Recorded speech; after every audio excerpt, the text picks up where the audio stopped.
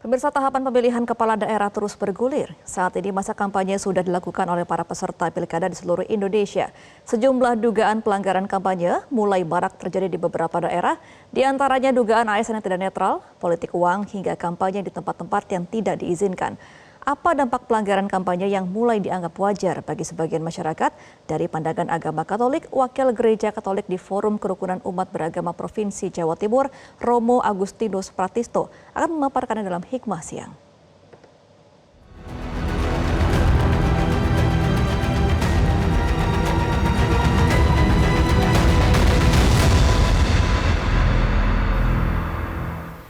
Kampanye pemilihan kepala daerah sudah berjalan lamanya 1 bulan dan beberapa dugaan pelanggaran kampanye sudah mulai tampak di masyarakat. Salah satunya adalah money politik yang dianggap sudah menjadi budaya lokal. Saya akan membahasnya bersama dengan Romo Agustinus Pratisto sebagai Wakil Gereja Katolik di Forum Kerukunan Umat Beragama Provinsi Jawa Timur. Bagaimana pandangan dari agama Katolik melihat pelanggaran-pelanggaran yang ada di penyelenggaraan kampanye Pilkada 2024.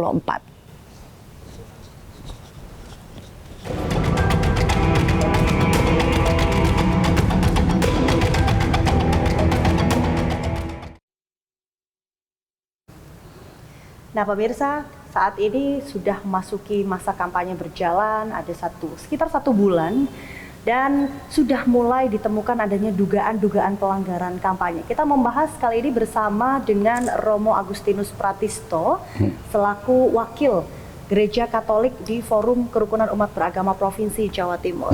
Romo, kampanye sudah berjalan, kemudian dugaan-dugaan pelanggaran ini sudah mulai tampak, mulai dari money politik, kemudian ada ASN yang diduga tidak netral, dan ada pemasangan alat peraga kampanye yang di tempat-tempat yang tidak diizinkan. Nah, Romo melihat ini seperti apa? Kalau saya melihat ini ya juga dari sudut pandang FKUB Provinsi Jawa Timur, ini kecurangan-kecurangan ya.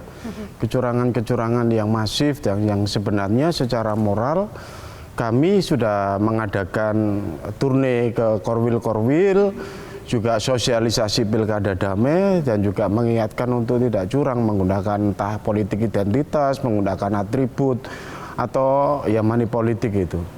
Jadi kecurangan-kecurangan ini memang sebenarnya kita bisa melihat bukan sekedar pelanggaran saja, tapi sebenarnya kita bisa melihat itu kan merusak, mencederai ya satu aturan main yang fair play. Yang kedua terkait juga sebenarnya merusak akal budi dan juga kesadaran manusia dan rakyat loh ya. Yang pertama misalnya kita bisa melihat dengan money politik dan juga dengan pamflet-pamflet pemasangan yang tidak pada waktunya dan sebagainya. Itu kan sebenarnya orang dirusak terkait dengan kesadaran bahwa dia sebagai manusia yang harusnya menghormati tentang kualitas pemimpin. Tapi akhirnya dengan uang, dengan pendekatan yang lain, lalu itu menjadi kemudian dengan pragmatismenya, lalu orang diarahkan untuk tidak objektif, untuk menilai bagaimana kualitas pemimpin dalam pilkada ini. Gitu. Iya betul Romo, saya setuju. Karena memang ada di beberapa forum yang membicarakan bahwa ternyata money politik ini sudah dianggap sebagai budaya lokal gitu. Nah, Romo melihat ini seperti apa? Apakah ada temuan-temuan yang memang Romo ketahui di lapangan? Ya, jadi benar yang dikatakan bahwa memang di lapangan itu ada keyakinan-keyakinan lokal yang mengatakan ya wajar karena dari desa dengan pemilihan kepala desa dengan menggunakan money politik itu biasa. Kalau diangkat ke tingkat kabupaten, kota atau provinsi, kenapa dimasalahkan kan begitu. Tapi ini sebenarnya persoalan yang menjadikan degradasi martabat manusia itu sendiri, bahwa dia tidak menjaminkan kehidupannya dan kehidupan seluruh warganya untuk lebih baik ke depan gitu ya. Dan ada yang memang lebih bijak. Saya yakin dengan dunia media sosial ini rakyat itu bijak ya. Dia menggunakan alatnya itu untuk membagikan kecurangan-kecurangan itu dan mengatakan, oke, uangnya kita ambil tapi tidak kita pilih orangnya. Itu satu sisi sebenarnya juga membantu untuk para kandidat ya, supaya mereka sadar bahwa sebenarnya oh ya ini saya sedang curang ini, dan rakyat ngerti kecurangan itu gitu. Harapannya seperti itu ya Romo, tidak dilanggengkan lagi untuk ya iming-iming memilih dengan uang ini, tidak ada lagi, karena memang ternyata dari pandangan Romo ini tidak hanya merusak kualitas dari pemilihan Betul. ini, namun juga merusak kualitas diri manusia Betul. ketika menyuarakan pilihannya nanti ya Romo. Iya. Romo, tapi kalau dari pandangan agama Katolik, sebenarnya ada sanksi-sanksi yang mengintai nggak sih ketika ada pelanggaran-pelanggaran kampanye itu dilakukan? Kalau dari pandangan Katolik, kalau pelanggaran itu dilakukan itu jelas. Pertama-tama dia mencederai apa yang menjadi dimuliakan Allah sendiri, yaitu martabat manusia kan. Dan lalu kemudian ada nilai kesejahteraan rakyat yang kemudian dirusak karena dasarnya awalnya sudah buruk. Ya, nanti selanjutnya juga pasti akan buruk, kecuali ada pertobatan. Kalau dalam gereja Katolik katakan para pemimpinnya memang harus kemudian melakukan pertobatan.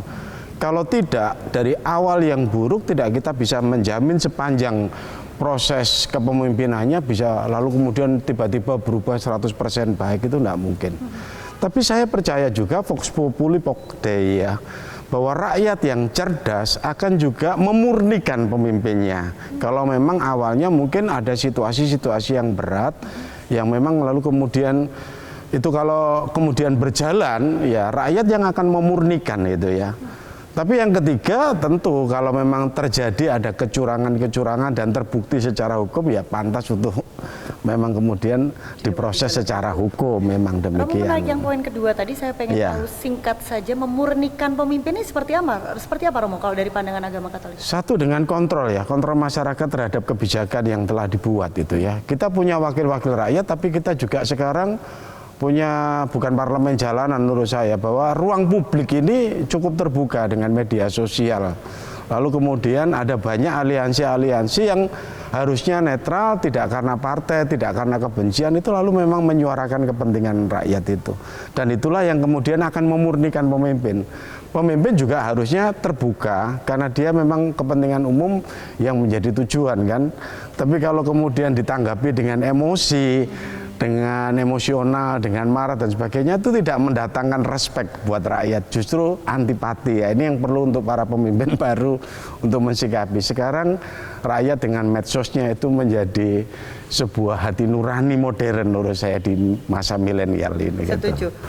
Romo, terakhir ini kalau dari pandangan kembali ya, pandangan agama Katolik, Romo melihat apakah ada dalil-dalil yang mengatur sebenarnya kontestasi pilkada baik untuk pemilih maupun untuk pemimpinnya itu seperti apa diatur di agama Romo? Kalau dari gereja Katolik yang saya bisa ambil itu dari surat Rasul Paulus kepada umat di Galatia bab 5 ayat 13 sampai 15 itu mengatakan, kamu ini sudah merdeka, sudah dipanggil untuk merdeka, maka kalau sudah merdeka, mempergunakan kemerdekaan itu sebagai kesempatan untuk membangun hidup, bukan untuk hidup di dalam dosa. Itu artinya kesempatan kita sebagai pemilih, itu jangan ikut arus untuk terjebak dalam money politik dan sebagainya, dalam kecurangan. Kemerdekaanmu itu martabat dari Allah yang harus digunakan dengan lebih baik. Sedangkan kalau untuk para pemimpinnya dari kitab suci itu saya ambil dari surat Paulus kepada Titus ya. Titus ini kan wakil dari Rasul Paulus. Pertama, bahwa pemimpin itu harus bijak. Ya, suka damai, pembawa damai untuk semua orang, lemah lembut. Yang kedua, pemimpin itu harus jujur. Ya, tidak tamak, maksudnya tidak tamak akan uang, tidak loba, tidak berlaku curang, tidak serakah. Yang ketiga itu pemimpinnya penuh kasih, ramah kepada siapapun, menjunjung tinggi keadilan, mengatasnamakan semuanya, tidak berdiri di atas satu golongan saja. Yang terakhir, pemimpin rohani atau pemimpin itu harusnya tadi seorang yang taat kepada hukum, tegak lurus, benar, adil, dan seorang yang tulus. Ya, ini yang saya lihat ketulusan ini ya.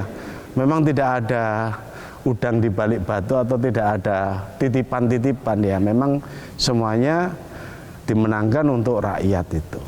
Terima kasih Romo, semoga pesan ini bisa menjadi catatan bagi para pemimpin yang nanti akan mengemban amanah selama 5 tahun ke depan, kemudian juga kepada para pemilih.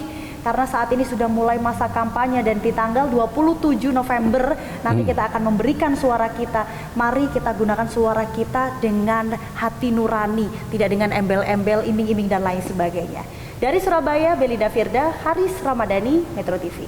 Jelajahi cara baru mendapatkan informasi. Download Metro TV Extend sekarang.